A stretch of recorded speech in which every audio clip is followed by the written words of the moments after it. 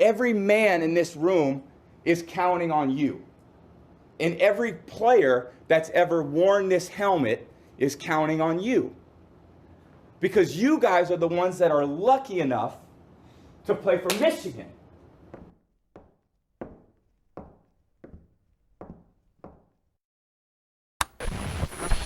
Sports Radio for Ann Arbor, Michigan, WPAG, dial 1050.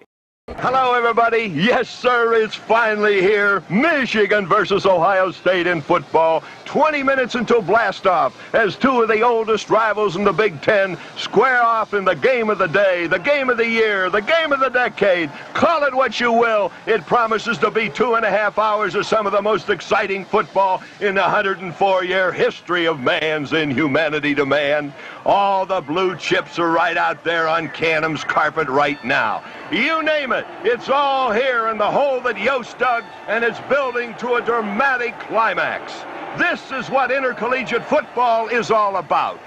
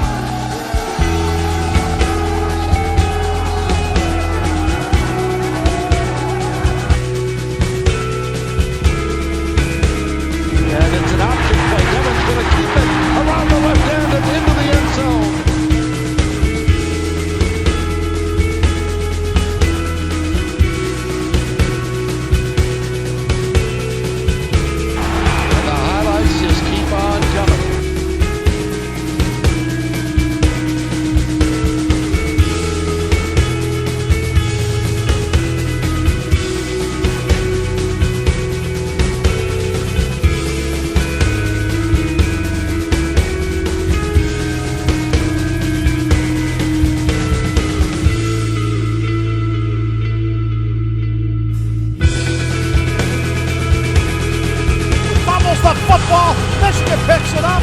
On the run is Frank Clark to the 10 to the 5. Touchdown, Michigan.